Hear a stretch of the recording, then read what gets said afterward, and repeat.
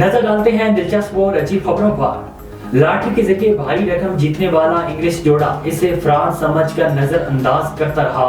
Company की तरफ से चौथी ईमेल मिलने के बाद मियां बीवी को यकीन आया।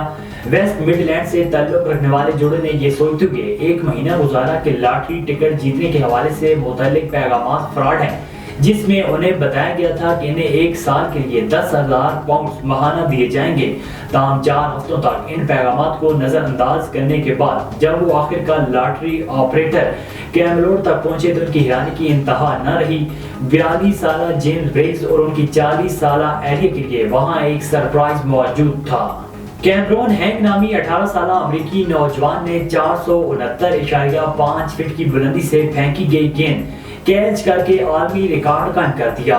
गैर मुल्की मीडिया की रिपोर्ट के मुताबिक कैमरोन हैंग ने यह आलमी रिकॉर्ड सबसे ज्यादा बुलंदी से आने वाली टेनिस गेंद का कैच करके बनाया। गेंद को फजा में ड्रोन की मदद से ले जाया गया था। इस हवाले से नौजवान का कहना था कि वर्ल्ड रिकॉर्ड बनाने के लिए मैंने अपने दोस्त के साथ मिलकर 2 साल तक प्रैक्टिस की। मेरा दोस्त जेविलियन एक ड्रोन ऑपरेटर है जिसने इस मिशन में मेरा साथ दिया है। कैमरोन हैंग ने बताया कि पहले साल कोशिश की, सबसे पहली कोशिश में कायम वर्ल्ड रिकॉर्ड के करीब तक पहुंचने का मौका भी न मिला। ताहम दूसरे साल प्रैक्टिस के दौरान अंदाजा हो गया था कि मैं रिकॉर्ड तोड़ सकता हूं। नौजवान का मजीद कहना था कि कैच पकड़ते नुकसान का अंदेशा था, ताहम ये सोचकर रिस्क लिया कि ये नुकसान गिनीज वर्ल्ड रिकॉर्ड के सामने कुछ भी नहीं होगा।